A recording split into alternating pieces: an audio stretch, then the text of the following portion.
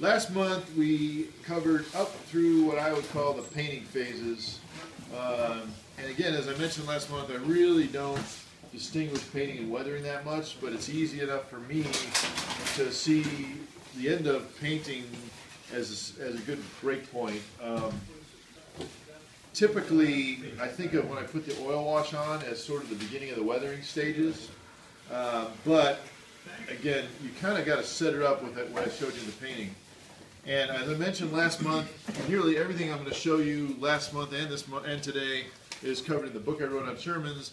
But at a moment of just absolute serendipity, this month's fine scale came out, and much to my surprise, and really much to my surprise, is an article I wrote at least 3-4 years ago on painting olive drab tanks. That's a Marine LAV AD. But yeah, it's a whole step-by-step on how to paint and weather, which is, in all honesty, pretty much verbatim what I'm going to show you. So if you want to get this out of fine scale, you can do that too. I was so surprised because I forgot I even wrote this article. It's been so long that when I got the magazine, I don't often read them right away. I usually save them for like if I'm going on a trip. So I got the magazine and looked at it and went, "Oh, somebody did a real nice job on an LAV." Yeah. So this is the May 2014 issue, if you want it. All right. So what are we going to cover today? A couple things. First, I'm going to cover one more painting-related technique that is really, really useful. I use it almost every time, and it's a great method. And what it is it's a way of using very thin, to me, acrylics, or any acrylic, actually any paint, but best with acrylics, to cause a color change in the model. And you can use it both before and after oil washes. I'm obviously only going to demonstrate it once, but just know that you can use it before or after. And the advantage, and before causes the fundamental paint color change, after will simulate dust and dirt very, very nicely on a model. It's a great way.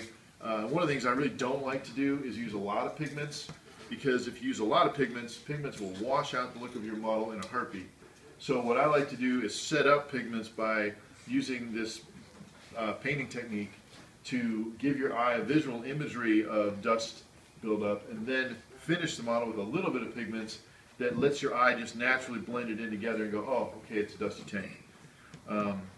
If you ever really want to know how bad pigments can be to an overall to the look of a model, take a big brush and dust an old model with pigments head to toe and tell yourself, oh, it's a dusty tank, and you'll be shocked. It'll just go away. You'll be like, where did the model go? It's just so bland.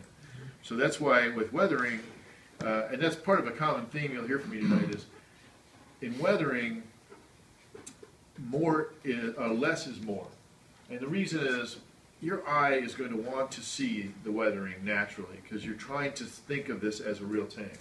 So all you really have to do is help your eye see it. You don't have to force everything to be identical to the real world weathering, because at 35th scale it's going to look weird and it's mostly going to look bland. So that's a secret. So first we're going to do that, the painting, and then we'll do oil wash, just so everyone can see how we do oil washes. I thought I would take a few minutes after the oil wash to do some basics, like some simple streaking, like grease and oil streaks, and I'll do a slight derivative of that, which is fuel stains. And then I thought we'd wrap up with just a little bit of pigment work. Okay?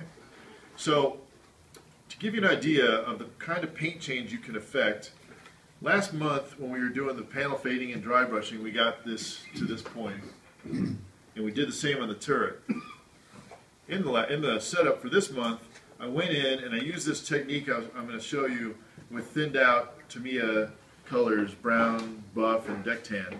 And in this case, mostly buff. And I used it to cause a paint color change. And as I said, last month these two were identical in color. And I'll see if I can hold it so you can see it. Apparently not.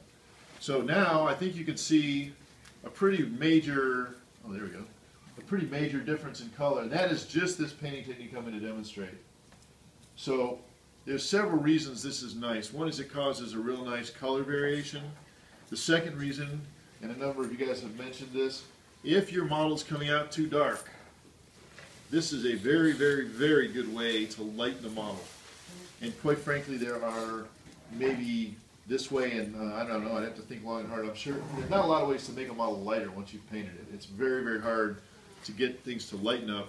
It's much easier to get them to darken. That's why when I showed you last month, I said always go light on your paint, because you can always add a little more washes to darken it. But should you end up too dark, then I strongly recommend this method, because it's controllable and it gives good results, and it doesn't look like, oh man, my model was too dark and I sprayed it and now it's light. In fact, you get a different result. So is it obvious enough to everyone the difference in color between the turret and the hull? Okay. So what do you get from result if you're going to do this before you wash? Well, on the Leclerc, I actually masked down the center line, and this one's had both this painting technique along with an oil wash, so I can do more stuff on it later. But you can see the difference. I think you can see it straight down the center.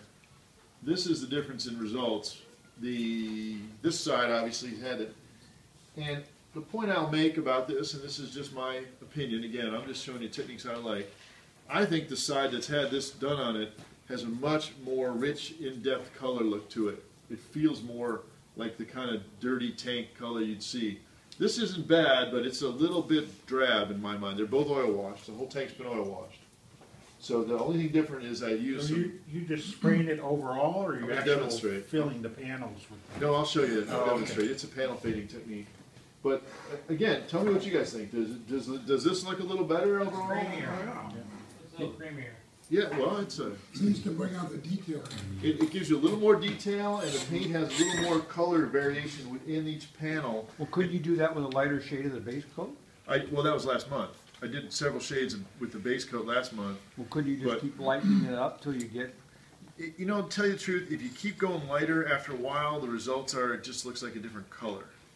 What I find with the buff and stuff is that it actually leaves the basic color, but gives you that, oh man, I faded look. This is also a super easy technique. So, all right, I'm going to demonstrate how to do this. Wait, did you already put the oil wash on that? Yeah, this tank's already been oil washed. It's done that so I can show that streaking and stuff later. And what was the pigments. color of the oil wash that you put on? I'm going to get to all that.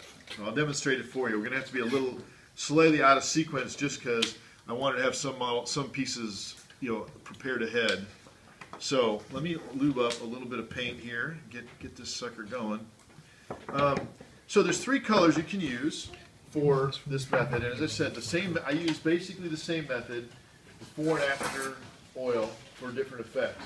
Before is to change the color, after is to simulate things like dirt and dust.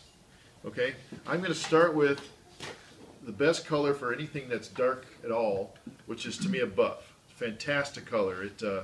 And one thing that's really good, and this is why I like this better in some ways, Jim, than what you suggested, if you have a tank that's in, say, a multicolored camo, like, say, an Abrams, a Marine Corps 3-color NATO scheme in, say, Afghanistan, or in, like, Iraq, and you want to simulate the color changes you see in a tank, this technique is great because now you're using it as panels and not along the demarcation lines of the camo scheme. So now you've crossed the panel. Up till now, everything stayed within a camo scheme. And for example, my T72, which is in the box, that has this method done on top of the camo. So I'm crossing the panel, I'm crossing the camo line with this method. So I'm blending the overall paint as a weathering technique. Does that make sense? Is it kind of? I mean, it's weird terminology, I know, but so anyway. So what you do is you take your Tamiya buff and you thin it. And I mean thin it to the point where it's, I'm going to say, 80%, 90% thinner.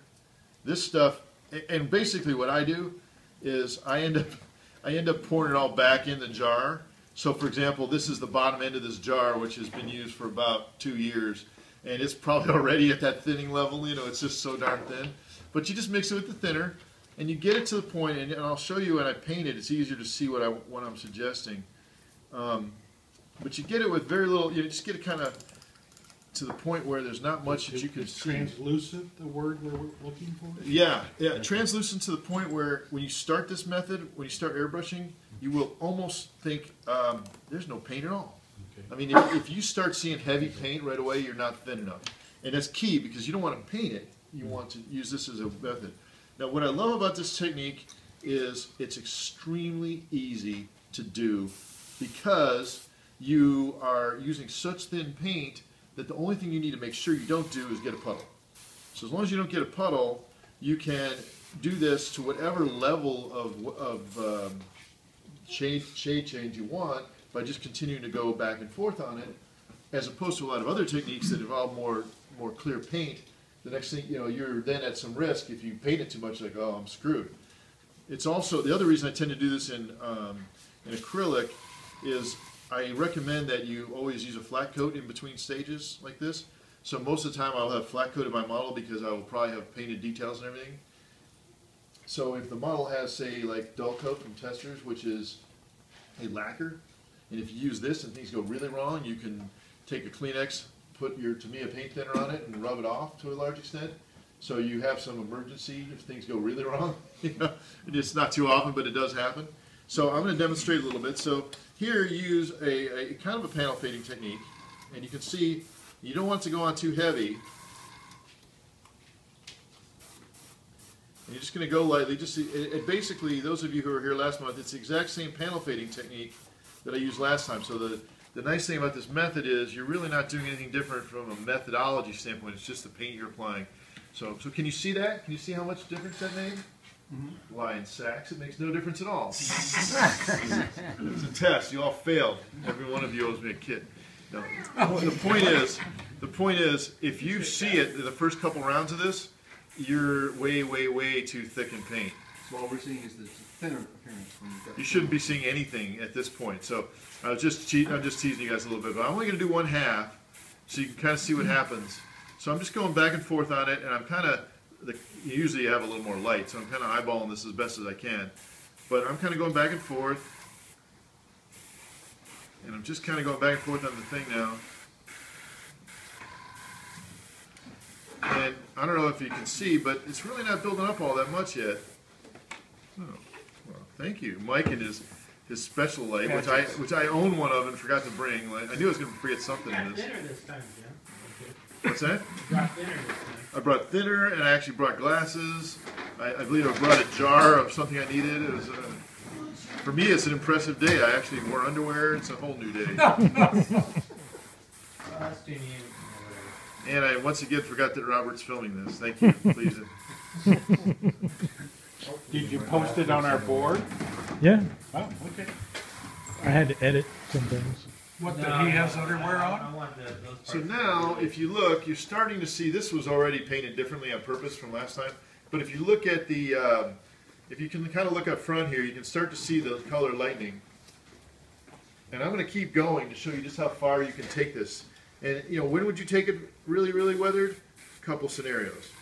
One is it's a green tank in the desert. That's a pretty common scenario.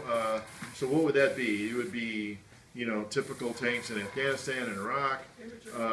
In World War II, you'd see this in a lot of the tanks in the Pacific. You could see these in tanks in Tunisia. A lot of the U.S. tanks that were in, say, the Tunisian theater and Morocco and all that, they were green. And they got very covered in that light sort of sandy dust color.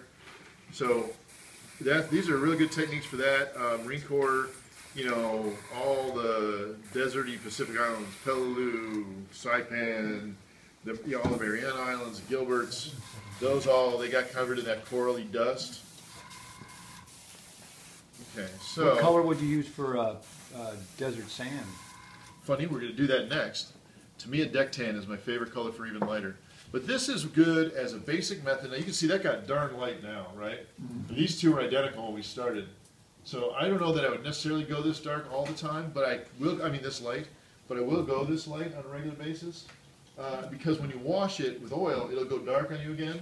So if you want to show a tank that's really exhausted, scenarios are, like there are pictures of certain tanks that made it the entire war in Italy. There's Shermans, like these old Shermans that actually were brought over from North Africa and somehow survived the war. And you see them in a tank yard in northern Italy at the end of the war. Well, those I would probably do like this because they're exhausted. That tank has been out in the heat and the dust and the dirt for 2 years, 3 years now. So that's just a way, as a basic technique.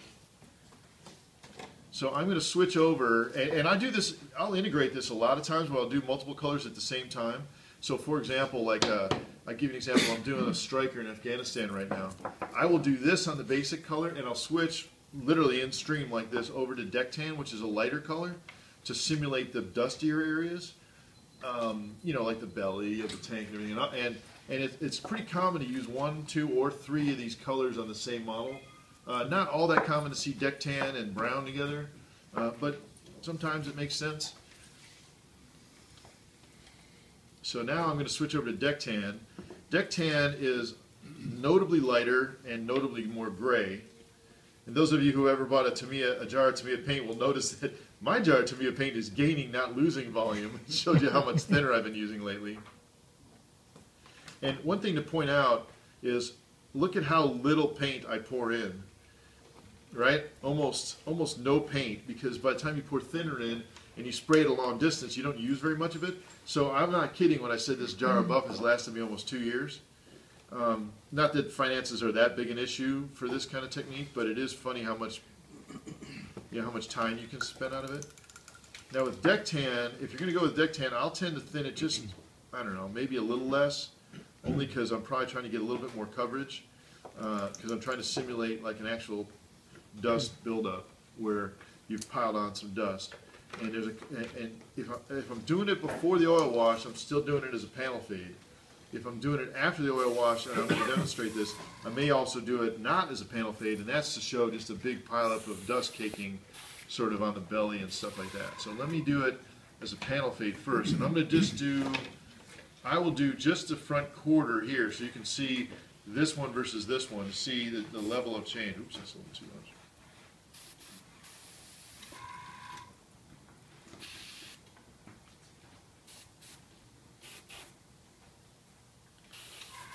You know, one thing you have to be prepared for when you do this is, it's basically thinner, so it comes out like there's no tomorrow. It just very happily sprays out. There we go. So again, keep the airbrush moving, and don't let it sit anywhere, because if you don't keep the airbrush moving, it'll puddle in a heartbeat. Not the biggest problem, but try to avoid it. And what you can do is you can close down the airbrush and pull in a little bit if you want.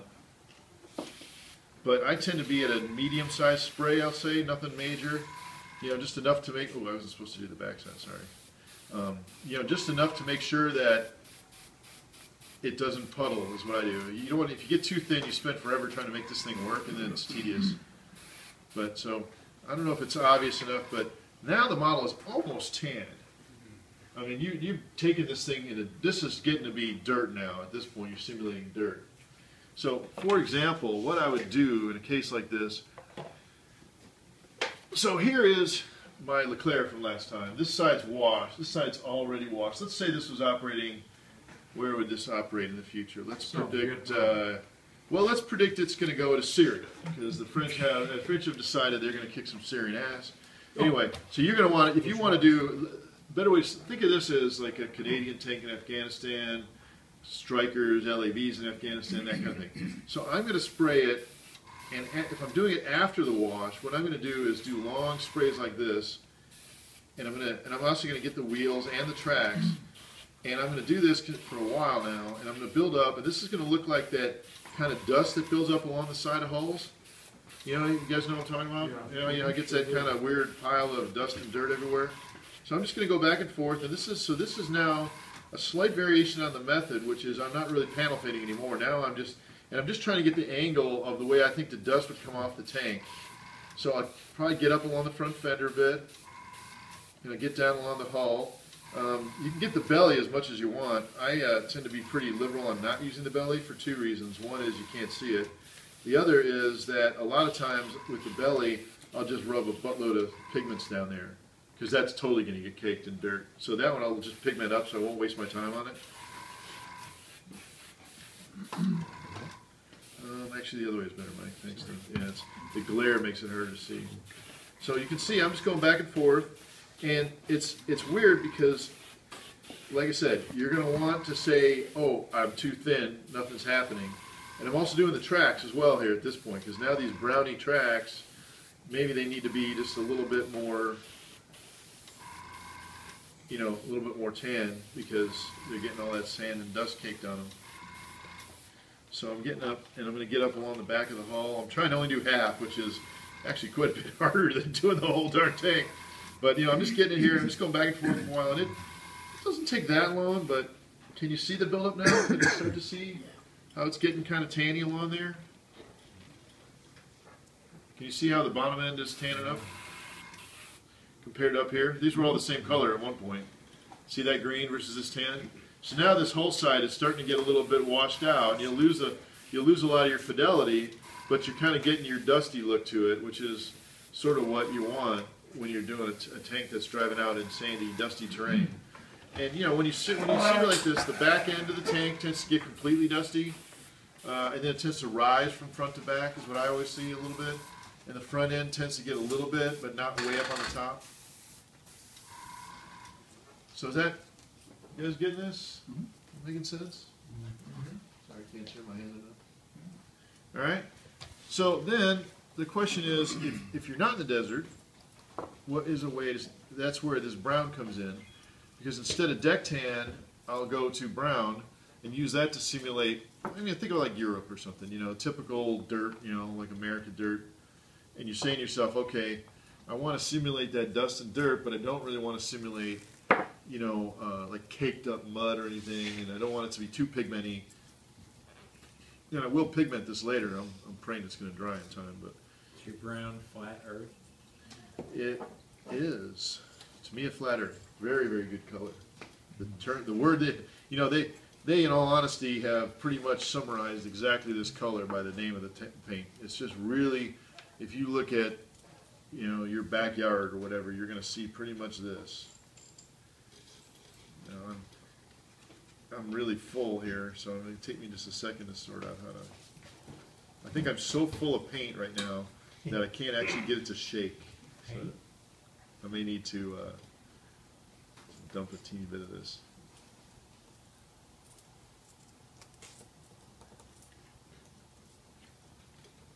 Is there any reason why you're using acrylics at this point, since you started with Model Master? Well, there's a couple of practical reasons. One is that I have never found a color like Tamiya Buff or Tamiya Deck Tan by any other brand. So I really like these colors. That's the most practical answer. The other reason is just I find that these acrylics, especially exceptionally thinned out like this, dry really fast. So if you're spraying multiple coats like I was, and you're trying to do it in, say, enamel, you run into the problem, which is the coat is not very dry when you're putting it on, so you're kind of chasing not having a puddling problem or anything like that. So yeah, in this case, I kind of like acrylics in general for both reasons. You know, I like that.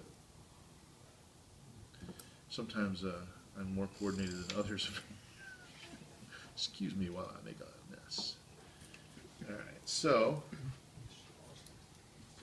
now if I'm using if I'm doing this in brown, and it's probably true for the deck tan as well. If I'm trying to simulate dust, I'm going to be a little bit thicker than I might normally be. Jim stole my Kleenex. So anyway, I would probably be more like 70% thinner at this point, because if you go the full thin like I was before, it just takes forever to build it up, and then you're not really looking for that translucent result at this point. You're looking for a semi-brown, solid brown. You know, you're trying to simulate a dust pile up a little bit. So let me just do this a little, show you. I left it for the other side of the Leclerc to do this because I wanted to make a point, and I'll show you what that point is.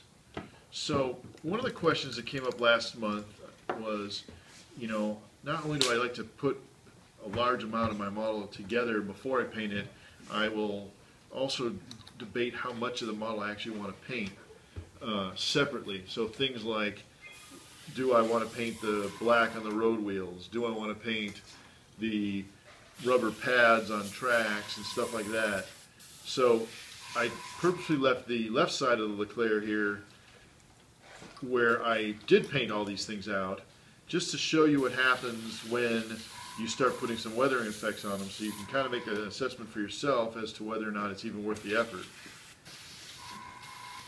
So here's the Leclerc. I painted the rubber skirts black. I painted the road wheels black. Of course, thanks to Hella, there's no rim, so it's a little hard to tell. And I did go in and paint the rubber pads on the tracks. Okay, so now I'm going to use a little brown dust, and I painted the front fender rubber as well. So now I'm going to use a little brown to give it that dusty look.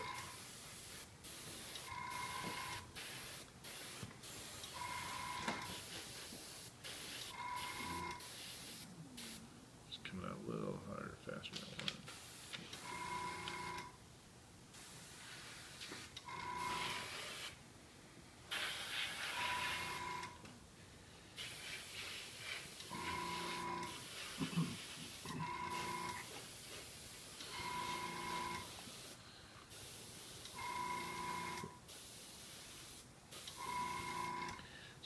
So I'm going to actually make an adjustment here. So what happened to me right now is the paint is a little too thin, and I'll just be here all night trying to get this. So I'm going to thicken the paint just a little bit so it comes out a little more brown, so I don't have such a, so I don't need so many coats. Man, I just suck at this.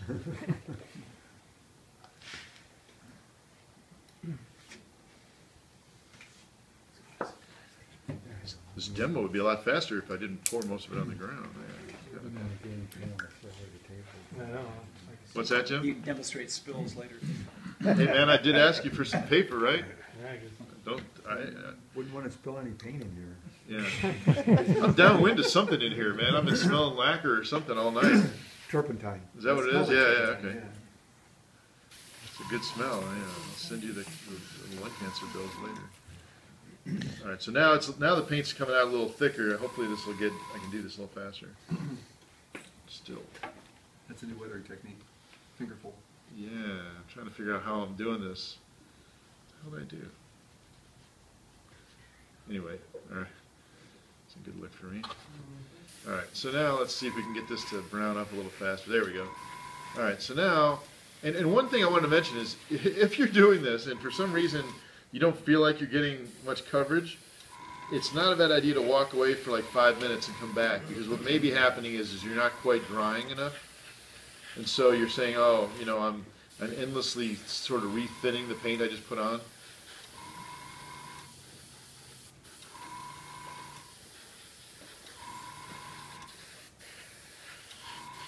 So this is just a way to simulate just your standard. My Leclerc that served so well in Syria got its ass kicked, and now I've fled back to France for more training.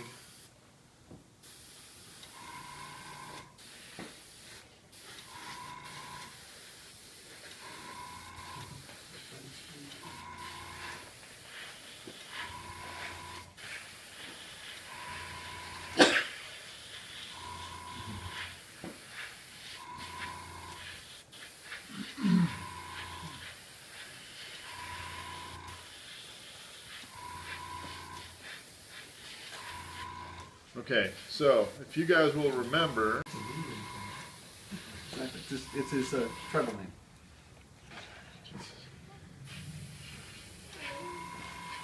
okay, so that would be a typical brown dusting. And as you recall, I said that I painted that thing out in black. These panels started out black. And the question is, was it worth it? Should I have left it black or shouldn't I? My answer is, I'm glad I painted the rubber skirts black, because I think that little bit of color is useful for now. Wait till we pigment it. But I think painting these road wheels black was utterly useless time. Of no value whatsoever. You can't even tell. Typically what I would do, as I mentioned last time, is I would, if I paint the whole model in flat black to start with, I would then just panel fade in the road wheels and leave the overspray and not even worry about it.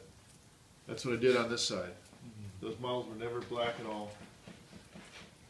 Just flat black the whole thing? Well, when I did you weren't here last month, but yeah, the model started out as a flat black with a panel fade. But in this one, I actually went back with a brush and edged out the road wheels. But my point being is, I don't think you can tell. So why bother? If you can't tell that I did blacken those road wheels, why even bother put the time in? When I look at photos of tanks, modern, old, man, you can barely tell the road wheels are rubber in color. Unless they're a pretty clean tank, they're just got dirt everywhere.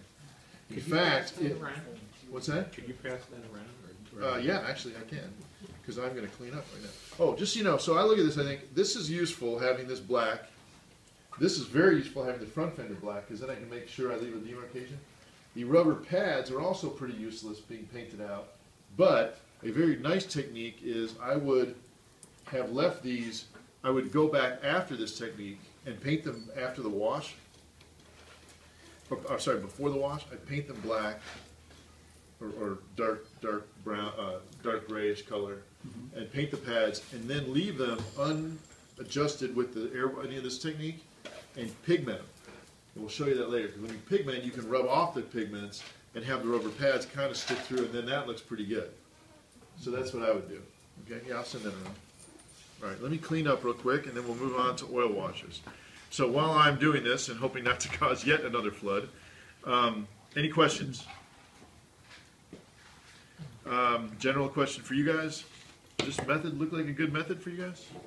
Yeah? Yeah, I think he's correcting something with it. It's a great method because Conrad's point is an absolutely perfect point.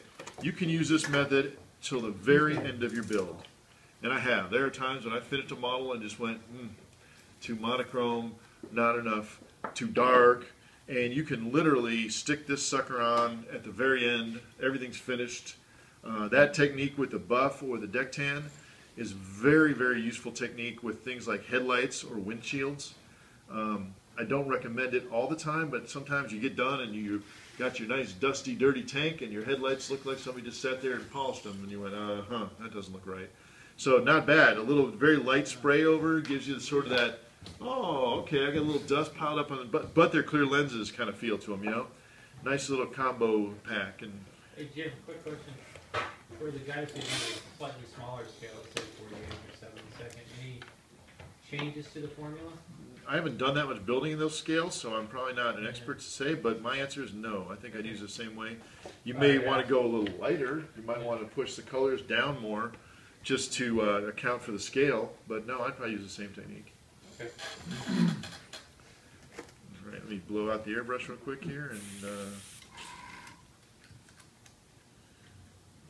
call it a loss. Okay, so usually if I'm using this technique, it's the last thing I do before a flat coat and getting ready for oil washes. So I will have done all the hand painting and everything, and then I'll use this, or vice versa. You can do it either way, whatever looks better to you. But at the end of this step, I will flat coat and then oil wash. Now I'm going to put an oil wash on this one anyway, even though I wouldn't normally do that. But the reason I do a flat coat is twofold. One is I like to use oil washes over flat. And to be honest, I think the term that's more commonly used for that today is filters.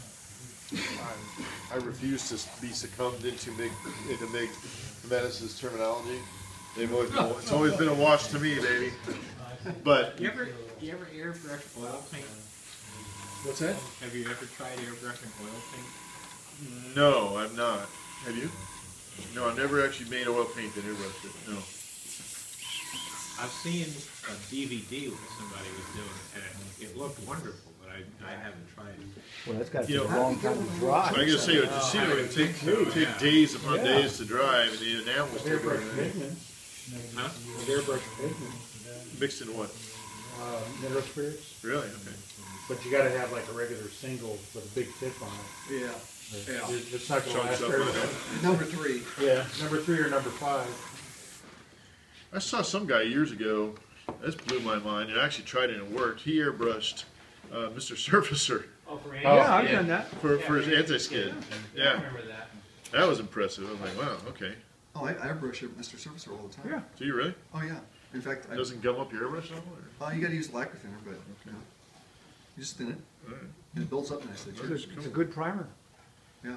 It's Okay. it's wonderful sanding primer. Oh, interesting. Cool. Glad I said something because that's.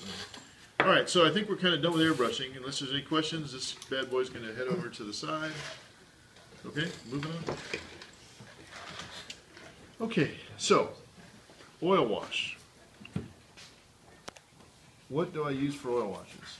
Well, of course, I use oil paints. Thank you for everyone using GD. What's that? What do you use to dull it? Oh, I use Tester dull coat, the lacquer-based dull coat. Is that Buy it in a a jar. valve pan? Or, No jar. The rattle can sucks. It's, Yeah. that's like Tester's semi-gloss. yeah, I know, it's like satin, yeah. No, I- the dull I- coat. The dull coat in the jar is wax. It's got wax in it. You want to make sure you really shake it up good. Sometimes you got to put it in some hot water to loosen the wax. And then I usually cut it about 50% lacquer thinner and only lacquer thinner because anything else causes that wax to go white on you. Oh, Which is actually, in a strange way, not an entirely bad whitewash methodology if you really, really, really are willing to try it. But anyway, for oil wash, I love this technique because it's disposable and I don't have to worry about a big mess. So this is, get this at Michael's. It's Strathmore, called paper palette, and most importantly, it's a poly-coated paper for use as a disposable paint mixing palette. So what is it really? It's a sheet of paper with a bit of a poly coat on it. Thanks, Conrad. With a bit of a poly coat on it. Poly coat just means a thin sheet of sort of almost like a plastic is what a poly coat is. Couldn't you use wax paper? You know, I've never tried wax paper. Have you tried it? Does that work? No, I'm just wondering if it's kind of. I tend to like this just because I know it holds from making a mess. So what I use for oil washes, and I did not bring the big jar, my apologies, is I use Winsor Newton, Michael's again. Get the big jars. They make these little teeny ones that cost like 10 times as much. And unless you're painting the Mona Lisa, you can stick with these. Trust me on this. Winsor Newton's good. There's a whole bunch of colors. The color I use almost always, and very rarely do I use another color for a wash, is raw umber. Use Another both one- have dark and light, What? dark and light base colors, What do you mean? like on sand or green. Yeah, I'll talk about that in a minute. I use raw umber for everything, and the adjustment I make for sand versus green, if it's a light colored tank, say like a Marine Corps, let me think of an example that'd be good. How about a Marine Corps Abrams operating in Afghanistan, or operating in Iraq? Yeah. Anything in real light sand, I thin the paint more. I thin the oil paint more so that the wash is much thinner. Anything that's like a darker color, I'll make sure the wash is a little bit more paint, less thinner, so that it puddles better. Not puddles, filters better. So it's far easier when you're using oil washes to be too thin, get done, and go, I don't really notice what happened, I'm going to do it again. Because if you're too deep, if you're too thick of oil wash, and you put it on, especially on a light color like a tan, you're pretty well screwed at that point. There's really no fixing it. You can go back with the buff and the sand and try to take it back out, and I've done that. But it's far easier to be a little too thin, especially when you're just getting used to it, and just do it twice because it won't hurt you. Just do it once, wait till tomorrow, and do it again. So better to be safe than sorry on that. So I always use raw umber. It's a color that I have found over the years gives a very nice effect to nearly every color. A lot of people like burnt sienna, but what I find with burnt sienna, it's a little more red. It's a kind of a rusty color a little bit, and I'm actually going to use it later to show you how to do some fuel stains. I find it's a little too red, a little too, what's the word I want to say? A little too bright when it's done. If you see it puddled up and stuff, it gives a little too much of a color change for what I want. So what I really want is I want to mix this up and put a wash on. And when I say a wash, I'm really not talking about your traditional pin washes per se. I do occasionally pin wash. Pin wash, we take a real small brush and run it around little seams and edges. That's what today that's what they call a wash. Very common in airplanes, for example. You see them doing the panel lines and everything. On armor, I find it's better to just use some big brushes and just kind of paint the whole model with this. It'll naturally go in corners a little bit anyway, but the other thing it does is it changes the paint color a little bit, and in particular, it blends the various paint in. And if you remember last month, I was talking about the fact that one of the reasons I dry brush first is I want to have a nice clear dry brushing delineation, and then I want to blend it back out with the oil wash. And doing that takes away that starkness you see when some guys dry brush. It's so very, very precise. You go, well, that doesn't look right. My eye is like, something's not getting my eye right. I found that if you dry brush and then oil wash, you tend to get a little more blended look, and I kind of like that. But you'll still get the highlighting effect that dry brushing gives you, which is nice because it helps your eyes see the model in 3 dimensions. Okay? So, for the basic wash, I'm going to take some raw umber, and I'm going to just put it here. right? And that's probably more than enough for an entire tank model. That's probably enough for about 3 tanks. I just can't squirt less. Then I'm going to use this oil thinner, which is a brand called Mona Lisa. I didn't bring it, I'm sorry. Michael's, again, it's a big white plastic container with, hey, this is going to shock you, a picture of the Mona Lisa on it. It is the weakest paint thinner I've ever seen, and it is mind-numbingly weak. You can put a puddle of it on enamel or acrylic, and it will do nothing. However, it is thankfully just strong enough to thin oil paints, which is what it's made for. So the reason I like this Mona Lisa so much is it's safe. You know, if you look at some of the stuff that MIG or AK Interactive puts out, they call them filters, same basic technique. It's, I think, a lacquer thinner based. And No, they're enamel. now they're enamel based, but either way, they'll kind of tell you they want you to put an acrylic coat on beforehand. But man, those are some powerful, powerful thinners. And that will gut right into your paint. I had a PBR Vietnam era boat that actually ate the glue, popped the gunnel off the boat, like, tring, and I'm like, that's too strong for me. And the reason is, as I said last month, I don't want techniques, especially this late in the game, that are going to bugger my model. You know, I want to make sure that I have lots of control and pretty high amount of confidence that it may not be perfect, I may not love the ultimate results, I may have to do it again, or I may have to touch it up, but things aren't going horribly wrong. And I'll tell you what can go horribly wrong with some of these powerful filters is if they get into the paint, they'll craze it. You know that cracky look that you get sometimes? There, you know, unless you like the final results, which occasionally it is kind of cool. But the reality is, if that happens to you, you're pretty much going to have to take a deep breath, sand it down, and refinish. And that's a drag, man. You're at the very end. Maybe you got decals that it's doing it on. So I'm like, So I like this method. I love this Mona Lisa. I have saved some ancient paintbrush from somewhere. As you can tell, it's had far better days. And I just dip it in here and make a big old puddle of this stuff. That's why I use this paper. And generally speaking, unless your table is highly tilted, and I haven't used Jim's table yet, so I'm going to pay a lot of attention, 4 or 5 big blobs, then you just kind of mix it up.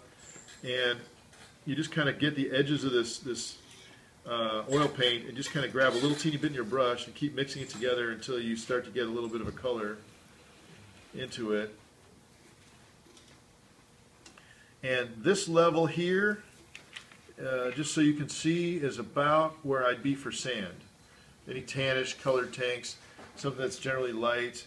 This is pretty good. It's pretty darn opaque, and you know it's not going to eat the color change the color too radically.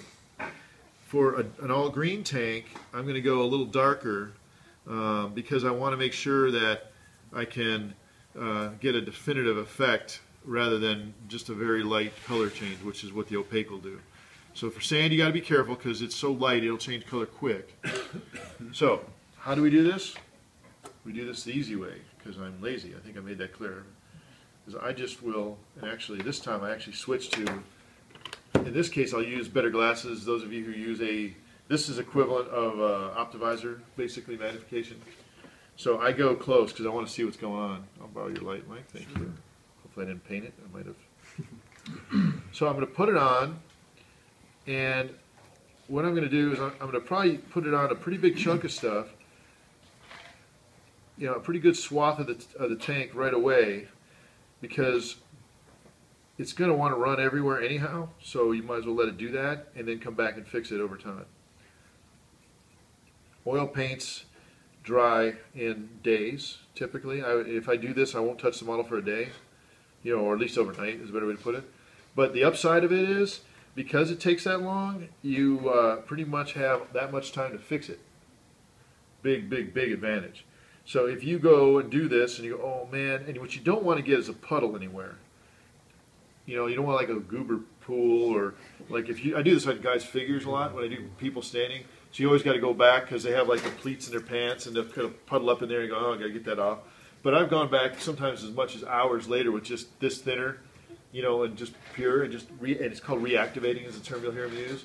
So you can reactivate the oil and get it out of there again, and that's pretty nice because that's back to my super controllable argument. And so you just kind of go, and one of the things you try to do is you say, all right, I don't want to go, I put the paint on like this, right?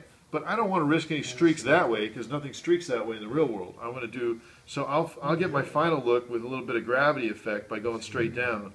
So that way, if I accidentally get a few streaks on it, oh well, that's just some streaking from rain or dirt or whatever. So it's sort of an inadvertent weathering, but mostly it's a way to make sure that you didn't accidentally screw something up and then have a weird look at the end. Never thought of that. Wow. It's just a very simple. So you can't tell the final results because, quite honestly, until it's dry, you'll never know. So I'm just going to do the rest of this. And, well, you know what? I'll leave it and we'll let it dry. And this is going to be interesting because I just painted this, so all hell may break loose. I haven't really tried it. But I will try to oil wash this whole hole real quick and see what happens. If bad things happen, just know that it's because it's not dry and doesn't have a flat coat on it. But I'd be curious. I just wanted to see how big of an impact this wash can be on lighter colors.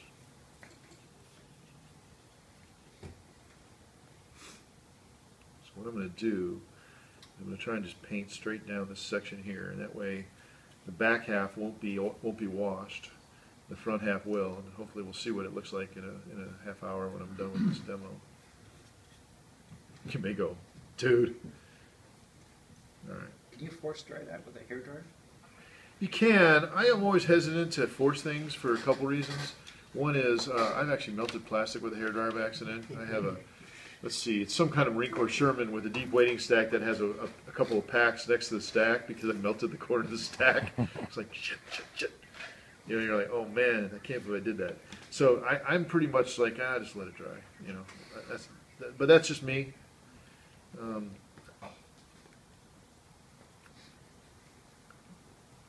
So one of the reasons I wanted to dry, oil wash this is that this is a cast texture part right here. And one of the really nice effects you'll see with this kind of method is the effect of on the casting. So I don't know if that's popping out just yet. Let me just get this kind of cleaned up a little bit. And by the way, if you need to take, I don't know if you've noticed me doing this, but a lot of times I just dab it on a Kleenex just to get the paint out of the brush enough to be dry so that I can pull some more off the tank. You don't have to be too precise about any of this. You just want to get it a little bit out of the way.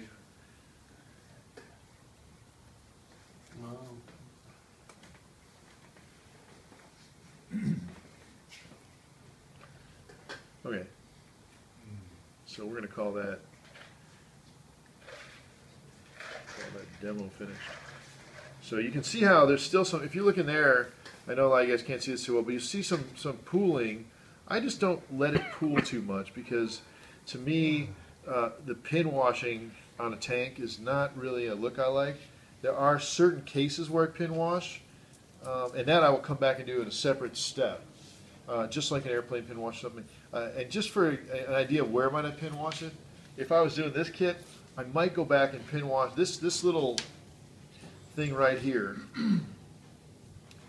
This little thing that goes around right here. In the real world, what that is, it has snaps on it, and you put a canvas cover over it so that you don't get water and stuff inside the bow 30. But in the real world, it's actually a pipe, not a pipe, it's a bent rod rather, that's tack welded to the tank. So here it's molded in place. So what I might do is use a pin wash around that to make it look more three-dimensional.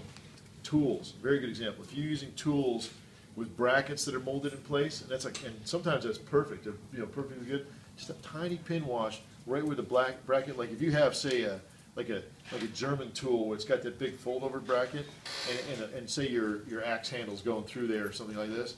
Well, a little pin wash right where they meet on each end. Great way to make you think, oh, it's 3D, it's multiple parts, but in fact it's just one part, and I didn't go to all the effort of trying to fold up a 30-part photo etch assembly from Aber that works properly. As I've gotten older, like Sherman tools, like yours, Rich, almost more and more I find myself not putting all these photo etch brackets on. Some I do, the easy ones, like the little L brackets and stuff, but those super complicated ones like on German handles, and sometimes the German ones, and especially like on a shovel where there's that bracket that the shovel fits up against, and you can cut off the one that is made plastic, and then you can put the metal one on. And you know what? I find a lot of times with the right wash and a tiny pin wash, it's indistinguishable. And you go, wow, I just saved a bazillion hours of headaches. And I know I bring this up because a lot of you guys are asking me routinely, how do you get so much stuff done? Little tricks like that are humongous time savers. Some of those tools. It takes hours to put the bracket. Yeah, tools can just take forever. So now I'm going to let this dry, and we'll come back to it, and you'll see what the final result is. So that's like your really fundamentally, wow, I just want to put a simple old wash on the model. How about you? All right, so now we're going to go on to That's a mark. paint effects. So I think we'll start with some streaking effects. Have you guys ever seen that on tanks? Yes. What do you see in streaking? It's a few things you see typically. One is Rust. Fuel. rust is occasionally, we'll do fuel separately. Grease, kind of that black grimy soot that's come out of somewhere. But the most common effect I see is what I'll call rain effect. But it's not really wet rain. It's kind of the reality of the fact that something got like moisture or dew, and then it just kind of, things just ran down the tank. And what you normally see, and a lot of people mistake this, what you normally see is the regular color of the tank looking like, you think, oh man, what is that? That's actually just the tank color. There's just so darn much dust on it that when it's streaked, what happened was just some of the dust ran off. And so a lot of times the final results are the tank has what looks like grease and oil coming down on it, especially black and white photos. If that's just the tank where parts of the dust have worn off. A lot of people have mistaken paint chipping for that as well. If you look at that, it's just people have touched the tank and the dust has come off, or a tree branch went against it or something. Because you don't see a lot of paint chipping on real tanks, unless my reference material screwed up. It's a long, hard day before you see it. Not on American paint. tanks. Even German tanks, I really have never seen them chipped to high hell like you see guys weathering them. And frankly, I love the look. I mean, I really do. And sometimes out in the desert in North Africa, you saw some tanks chipped up. A lot of times what you saw was a secondary color application chipping to the primary, like in the Deutsche Afrika Korps. You see the tan has chipped away and the gray is showing underneath. Exactly. What I almost never see is something that Mick started doing, where it's a chip all the way to the metal. So he's got your metally color followed by like this little light color of fresh paint, followed by the darker paint. I mean, and I know where he got this from because I've seen it all the time. He went and looked at construction equipment. But construction equipment is not armor. It's different. If you ever see how they use construction equipment, there's no shock it's damaged. For one, it's probably really old, and they're using it all the time, and they're digging tanks. I just don't see it very often. I did see a So- photo the other day of a T90 with chip paint where A T90? Yes, where they had done the yellow camouflage band and the black one, and you know where that rubber gill armor is on Yeah, the side? yeah. It had chipped off some of that. Okay. And then running up the side, it was kind of knocked off, but the green underneath was still intact. Okay. But So it was it was an whatever they application. oversprayed with the camouflage, which I thought was pretty neat, so I Yeah. filed that one away Yeah, for yeah. future reference. And like I said, I don't want to say you never see it. I just don't see it very often. So What about the Shermans and the Nitros? Well, remember when we went to the motor pool at, Wouldn't they be scrapping them? I think they get scraped, but not chipped. And I'm going to show you a little technique for paint scraping at the end of this. Because that I see a lot of. You see a whole lot of stuff where edges that people are walking out of rubbed clean and stuff. But actual chips, like, something knocked a chunk of paint out. Right down to the primer. Yeah, or anywhere. Yeah. It's very rare to see a lot of it, other than unique scenarios. And so I try to watch that technique a lot. You can see old like Afghanistan tanks, the T-55s that have been in service. Oh yeah, those ones in the junkyard that everybody takes pictures of. Yeah, or even like pictures of like the old Northern Alliance tanks during the OIF, or not OIF, but the initial operations in 01. Yeah, they look like hell. I mean, but they're like 20 years in service. They were back in the 80s when they brought in there.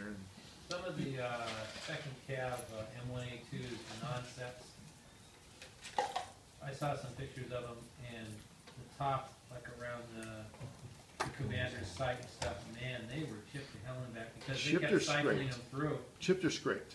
Chipped. Like when rubbed it off, or just I mean, chunks? like, you could see the layer underneath, and it was like brownish, just like Okay. a MIG chip in a sense. So there And, clearly are What they scenarios. were doing is they were waiting before they were going to cycle them through for refurbishment, but they just kept using them until they literally wore out. Okay, so there, like I say, there are scenarios. I don't know about like that one guy who does all the T-55s and the Israeli stuff and the Shermans, like the blue Southern Lebanese Army stuff. Man, he goes crazy. Well, the South Lebanese Army Tehran's, those were unquestionably all chipped up. So like I said, there are scenarios, but just in general, if I'm building a pretty generic, a Sherman, a Tiger, an Abrams, unless I have a specific situation, I tend to be avoiding chipping a lot. Just seems a little unnatural. We All right. saw rust at Pendleton, John and I. Yeah, rust is coming. But it looked like, first of all, these guys painted these vehicles with a broom, really poor quality paint. And the areas where they're rusted could have been where they were rubbed up against something as they were disembarked or something. I never did see, did you see any chip paint on any of the Russian stuff? Yeah, but All right, it let me- was so Only old, with the though, shell you know. impacted and went through it. Okay, let me move on to a couple. This is streaking. I'm going to show you real quick tips on streaking. It's a nice way to, yeah. Well, you got to be confident. It's a good way to give a little color variation in your tank. And one of the things I don't love about what a lot of people do in streaking, and again, I'm using raw umber, flat lamp black, and this is another brand called, I can't even get the name out, Abtel. I'll tell Scale, you you. get, no. Mid-color. It's a, Italian. Mig brought this out, but he didn't make it. This is called light mud. It was made originally by Mig. But I used to mix my own tan, just basically brown and white, Winsor Newton. But then that came out. So I use those three colors. Occasionally white's good for streaking. But if you want to do paint streaks, the easiest way to do it is just to put a dot or a small, a dot or a small streak. In English. And you can do a couple of these. And so what I'll do is I'll show you. I just do them one after another. I don't even change the brush, but you do a couple of them near each other. So just give you an idea on this section here. So I've put a couple of dots and streaks of different lengths. Right? Then you take a brush that's, well, it used to be flat. Dip it in your paint, in your oil thinner rather. Sorry, not your paint, oil thinner. And then you just take your brush and you go straight down. And one of the things is, it's generally not good the first try. It's a little too obvious. Like a bird dropped on. Yeah, that looks like bird poop. But if you go a couple more times, you start to have just the remnants of streaks, which is a little better. That's pretty heavy streaking right there. So when I do streaking for real, when I'll look at, unless I'm trying to get a general effect, like, oh man, the whole turret's streaked because of the rain, I'll say, where would dirt kind of leach out of and pour down? So let's take whatever that thing was. Let's say it was real. I might put like a dot right on the bottom of that one. And I might say, ooh, I might have some coming out of this handle here. And maybe over here I might have a little bit coming out of that smoke, whatever that is. I think it's a rear smoke discharger. Maybe this handle. So then, if I do that, then I can get some effects to look like, oh, okay, this is a localized and legitimate streak from an area. And again, I'm not, the only real technique that you want to be careful on is to go straight down. Because stuff's going to run by, and you got to, and if you're doing it like on the front glacis, really think about which way is it going to streak. Because sometimes when you plan it enough, you realize, ooh, that is not, gravity is gravity, so that stuff's leaching whichever direction is down. Right? So I just do a little bit of streaking like that, and it gives you some nice effects. You can use it to whatever level you want. I'll try to do a little bit on this one. Are you using a darker color on the green or a lighter color? You can streak the same colors, tan or green. I usually use raw umber, the same one I was doing before. And then I'll use, and sometimes I'll use flat black just for a little variation, although in all candor it's pretty hard to tell the difference in that case. And then if I want to simulate like dust and dirt streaks, this tanny kind of color is nice just for a little color, additional color, sometimes. So this side here I'm going to do in a more typical level of streaking so that it's not so obvious. And it gives you just a very subtle effect. I don't use it all the time. In fact, to be honest with you, I use it pretty rarely other than for specific situations. It does not work for hill of beans on Zimmerit. It's reasonably useless on tanks like that T-72 with ERA unless there's a particular flat area. Trying to streak against ERA blocks is next to an impossible job. So it's just at some point you say, unless I'm really, really representing one item in particular that I want desperately to show, then you really don't need to streak that extensively. because you end up with too much streaking and maybe it goes in the wrong direction because you're trying to get your brush around a hard part or an angle or something. So, you know, this would be, if I wanted to just show some streaking on a skirt, that might be the amount I would do for real. Just a little bit. Your eye fills in the rest. What were those three colors? Raw umber, flat black, raw umber black, and tan. And I've used burnt sienna. I don't love it too much. I've used straight white. That one you got to get no streak, but you just want to make sure it's like a big, like the white actually acts like a filter in a localized area. That's actually okay. Van Dyke Brown's pretty good too. Van Dyke Brown's not bad. They're all so close that at some point, half the time I'm just so freaking lazy. I just use raw umber because I just don't want. It's like all these different colors in the end run. You can't even tell, you know. So I was going to try and simulate. Where did the fuel go? Maybe it's on this thing. Oh, all right. So the last thing I was going to show you in terms of oils, and I'm plowing through this just so that we're not going to be here all night. I mean, there's all kinds of little techniques you can use on top of that if you want. But that's pretty much it for oil techniques, other than fuel, which I was going to show you. So how to make fuel stains. I mix burnt sienna and flat black and black together to make fuel. And the reason is, I find that this burnt sienna is a little too burnt, and it doesn't come out quite as dark as I might want. So I'll get a little black in there. I'll just mix it together. That's too much black. So we can actually just use this right here. So what I'll do for fuel, and this is a debate, a lot of people, you know, you guys have to make your own decision. I almost never simulate wet fuel stains. Almost never. Unlike a lot of people. And if you want to simulate wet fuel stains, that is best purchased in a pre-made, I think AK makes it, MIG makes it, it's called like fuel and oil stains. Here's why I never let it be greasy. Well, there are a couple reasons. One is usually I end up flat coating the whole model, but I don't want it to be that color. Have you ever seen like a wet fuel stain on a tank? Because I very rarely do. Usually this stuff pours out and 5 minutes later it either dried or the tank drove through some dust and it got covered in dust. It's usually just a streaking look to me.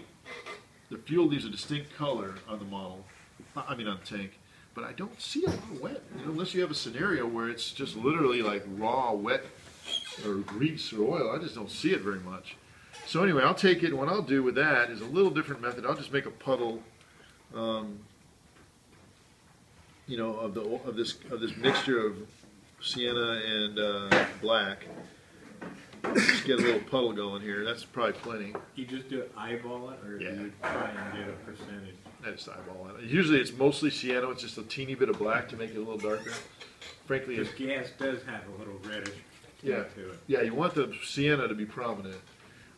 That said, it almost doesn't matter too much how much you do, because by the time you put it on, it doesn't really change too often. The color's just kind of there. For fuel streaking, I'll use it as a puddle. The secret that I found is to not get it on the cap.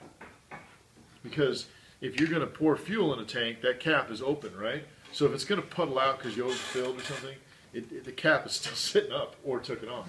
So I'll use a small brush, and I'll just kind of touch it around the fuel cap. Just kind of let it run. And again, it's a little easier to do when you're working with, say, a straight flat coat. But if you want to get a big old puddle, and then again, you kind of got to look at it and say, well, where's it going? Actually, in real Shermans, there's 2 holes there. But, you know, it's going to go down the side of the tank. So we're going to just assume that there's a way for it to have poured out because they're in the real line. So then I'll just kind of streak it, and then at the end, I usually do it in reverse to bring it up to the streaks. So, or, you know, and you can take it all the way down if you want, have it just going everywhere from there, which is, I don't see that too often on fenders, but just showing you. But what happens is, right now, it's looking a little gooby, but remember, it's got a whole lot of wet right now. So when it dries, it's going to just kind of be a little sort of, that's the best way to put it. It's going to just be a color change in that area. If you want to make distinct fuel stains, you got to go a different route. But for me, I don't see that many distinct fuel stains that often. I just see kind of color variation and puddles and you know, those of you guys who know this stuff better can correct me if I'm wrong, but I don't think the gas as fuel is that strong a color that if you just drip a little bit on it a few times, it makes any difference at all. You got to have like repeated overstain, you know. I mean, you think about the stuff that comes out of your More than car. anything, it blends in, it kind of does something with the dust that's on there. And even Right. then, I think it's very thin. Yes. Not too prominent. So that's what I would do for fuel. Well, let's let this dry and see what it looks like. It shouldn't be very prominent when it's done. So that's fuel. That's how I do it. Again, I don't use that technique much because I just don't think it's something I see too often. Most of my weathering is more like the overall weathering I showed you earlier with the airbrush, with the oil wash, and then the last thing, which is what I'm going to switch over to, is pigments.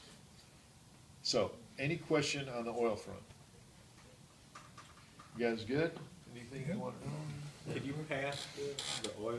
Yeah, just don't touch it if it's leaky. You know, don't touch that piece, that section. Do you ever use the oils for rust stains? Yeah, you can do that. You know, get more of a browny color and streak it a little bit. Kind of a browny black. So, how are we doing on time? Am I burning everyone out? 8 o'clock. You guys pretty burned out, or am I okay to do a couple more things? Go for it. I'll wrap up here. So I'm going to show you pigments, and I'm only going to show you pigments in one method, and that is dry. Because frankly, that's the only method I use. I've had very limited satisfaction with wet pigments, and I'll tell you why. It tends to run, and by run, what I mean is you tend to get a result that looks remarkably like a wash. And I'm looking for something different in my pigments than a wash. So I almost always do dry pigments. I use two colors predominantly. One is Miggs European Dust, but more often than not, I darken it with some black pigment, just to make it a little darker color. And this light European Earth is also from Mig, is fantastic for sandy kind of colors. See it all the time in my models that are in like the Afghanistan or the desert, you know. So I tend to use these a lot. I have a ton of other colors. I've done Vietnam by mixing European dust with rust. That tends to work really well. So a couple of quick techniques for pigments. First of all is the belly of the beast.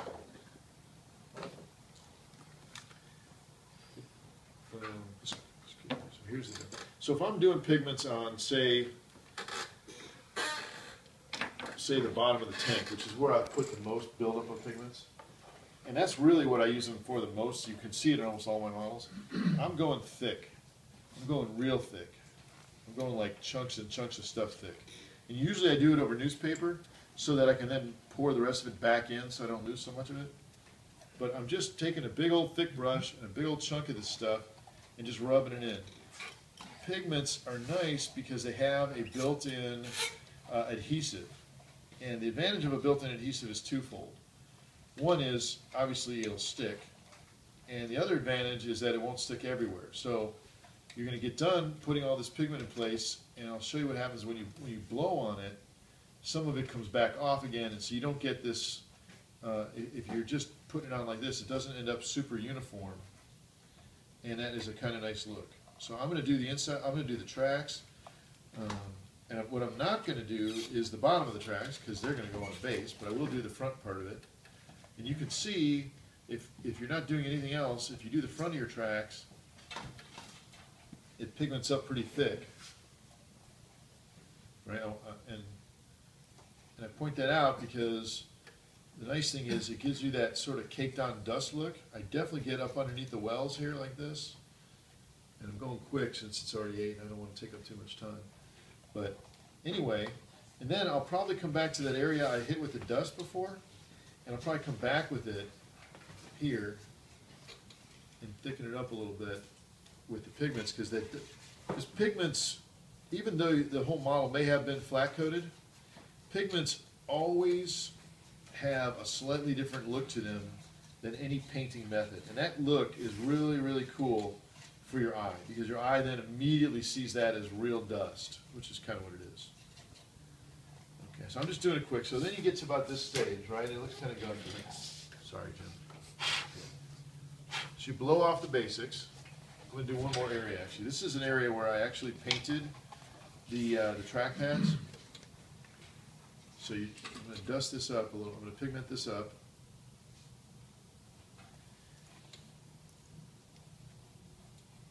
Okay, so pigmented it up, it kind of takes the pad off entirely, right? So with pads, if you've padded them, you can use your thumb, which is probably the best thing to use, but if you can't get your thumb in there, you can use one of these women's eyeliner sponges. But your thumb is actually great because it has just enough oils on it that you can rub on the pads.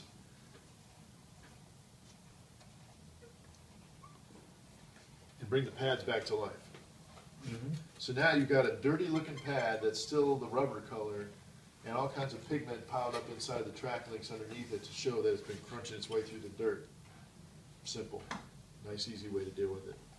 And if I hadn't have accidentally oversprayed it during the airbrush demo, these would be really clear and it'd look good. It'd be all right.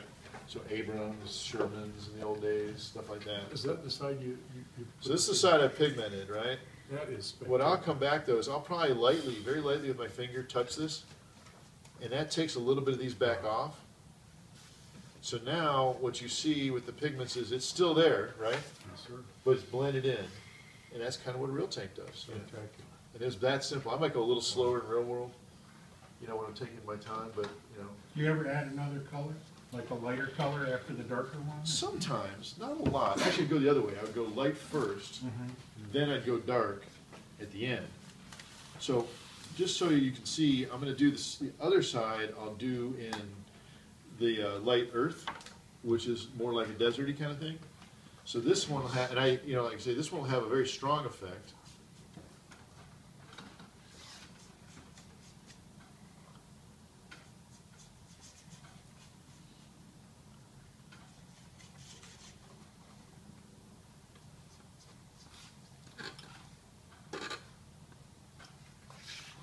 Usually I run the pigments pretty far up the back of the tank.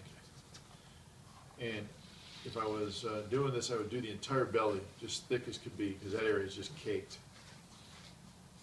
What about on the deck? What's that? On the deck itself? I'll switch to a different type of method in just a second here.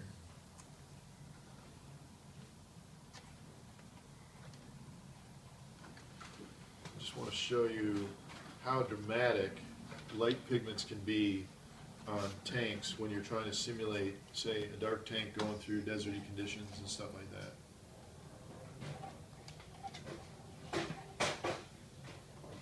I'm going to leave the front wheels for comparison purposes.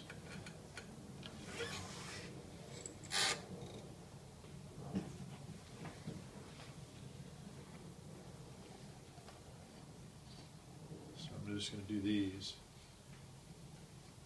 And here, let me say, I'm doing this a little fast, but I'll try to show you what I'm doing. Do you dull coat it again after this? No, don't dull coat after pigments. Thanks for saying something. That'll kill the pigments. You won't even see it after that. You gotta wait.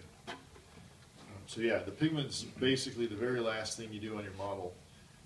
Thank you very much for pointing that out. So now I have pigments, sort of that deserty look to it.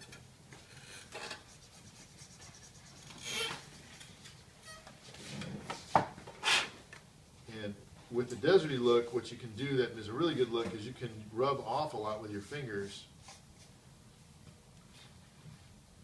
And you can see when you start to rub it off, it gets in the cracks, and it kind of just gives that, oh man, the dust kind of piled up on the sides here.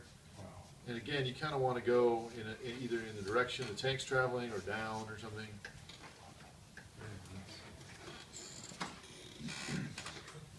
Real basic, but real simple technique. And then for the tracks, again, if you can, use your thumb. If not, you use a pad. But now you can see the effects of how the rubber pads just come right on out. It's a real good look.